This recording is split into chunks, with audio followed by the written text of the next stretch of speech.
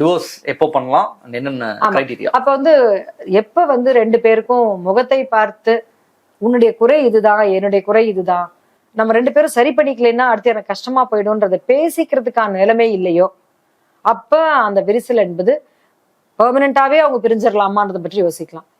தன்னால அவங்கள சொல்றத ஒரு வார்த்தை கூட காது கொடுத்து கேட்க முடியாது, அவரால இந்த பெண் சொல்றத ஒரு வார்த்தை கூட காது கொடுத்து கேட்க முடியாதுன்னா நிச்சயமாக கவுன்சிலிங் அப்படிங்கிற மூன்றாம் நபர்கிட்ட அவங்க போகணும். ரெண்டு பேர் குடும்பத்திலயும் யாராச்சும் ஒருத்தர் மேல இவங்க ரெண்டு பேருக்குமே மதிப்பு இருக்குன்னா அவங்கள்ட்ட அவங்க பேசுறதுங்கிறது. ஆனா அவங்களால புரிஞ்சு கொள்ளக்கூடிய விஷயங்கள் சிலதுதான் இருக்கும். அப்ப எடுத்தோடனே டிவோர்ஸ் போகாம முதல்ல கவுன்சிலிங் போறதா அவங்களோட கட்டாயமா சஜஷன். அதாவது பேசி சரி பண்றதுக்கான ஸ்பேஸ் வீட்டுக்குள்ளேயே கூட முதல்ல பண்ணலாம். எனக்கு வந்து டூஸ் அண்ட் டோன்ட்ஸ் நிச்சயமாக நான் ஏற்றுக்கொள்ள முடியாதுங்கிற விஷயங்கள் எனக்கு 4 இருக்கு. நீ இப்படி பண்ணா நான் சொல்லுவேன், நீ மாத்திக்கணும்ன்றது 4-5 இருக்கும். இதெல்லாம் ஓகே, மிச்சம் எல்லாமே ஓகே. ஒரு ஆணும் ஒரு பெண்ணும் எந்த குடிமகனும் குறை இல்லாதவங்களே இல்லை, கட்டாயம் குறைபாடோட இருப்பாங்க. அவங்கள அந்த குறைபாடு ஏத்துக்கொள்ளுகிற வரைக்கும், ஏத்துக்கொள்ற அளவுக்கு இது இருக்குன்ற வரைக்கும் கல்யாணம் ஓடும். ஏத்துக்க முடியாது, உனக்கு மன்னிப்பு இல்லைன்னா மேரேஜ் பிரேக் ஆயிடும். ஸோ ஒருவரை ஒருவர் செய்யும் குறைகளை அக்செப்ட் பண்ணிக்கிட்டு மன்னிச்சு வாழ்றதுங்கிறது தான் குடும்பம். அது ரொம்ப நார்மல், அது இருக்கும். நீங்க எல்லா ஆர்கனைசேஷன்லயும் இருக்கும். இப்ப நீங்க ஒரு யூடியூப் சேனல் நடத்துறீங்கன்னா உங்களோட 8 பேர் டீம்ல இருக்காங்கன்னா அந்த 8 பேரும் பெர்ஃபெக்ட் இல்லை, நீங்களும் பெர்ஃபெக்ட் இல்லை.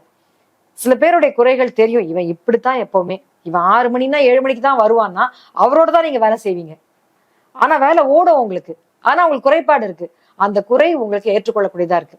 அந்த 7 மணிக்கு தான் வர்றதுனால உங்களுடைய பிசினஸே போயிடுச்சு, உங்களால ரெக்கார்டே பண்ண முடியல, உங்க சேனலுக்கே வந்து வியூவர்ஷிப் குறைஞ்சு போச்சுன்னா நீங்க அடுத்து என்ன யோசிப்பீங்க?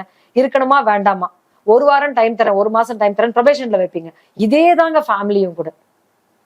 ஏற்றுக்கொள்ளக்கூடிய குறைகள் இருக்கக்கூடியவர்கள் தான் மனிதர்கள். அதை ஏற்றுக்கொண்டு பொறுத்து கொண்டு போறோம்னா இதை இவங்க பொறுத்துக்கிறாங்கன்னு கூட தெரியணும். அது டேக்கன் ஃபார் கிராண்டட் மாதிரி இருக்க முடியாது. அப்ப கம்யூனிகேஷனுங்கிறது அவசியம். அப்ப அந்த குடும்பத்துக்கு என்ன வேணும்னு சொன்னா கம்யூனிகேஷன். முதல்ல கான்பிடன்ஸ் இருக்கணும், ட்ரஸ்ட் இருக்கணும். இவர் என்னுடைய நலன்ல அக்கறை கொண்டவர், இவள் என் நலனில் அக்கறை கொண்டவள்ங்கிற ட்ரஸ்ட், அந்த கான்பிடன்ஸ். அடுத்தது கம்யூனிகேஷன். அந்த கம்யூனிகேஷன் இருக்கிறதே வந்து எதெல்லாம் பாசிட்டிவா இருக்கும். 3வது C வந்து காம்ப்ரமைஸ். இதை நான் ஒத்துக்கிறேன், இதை நான் பொறுத்துக்கிறேன், இதெல்லாம் குறைபாடு தான், பட் இட்ஸ் ஓகே, என்னால இதை ஏற்றுக்கொள்ள முடியும். அப்ப காம்ப்ரமைஸ். இந்த காம்ப்ரமைஸ்ல நம்மளால எதுவும் பண்ண முடியாதுன்னு போது தான் அது கான்ஃபிளிக்ட். அந்த கான்ஃபிளிக்ட ரிசால்வ் பண்றதுக்கு தான் நம்ம வந்து கவுன்சிலிங்.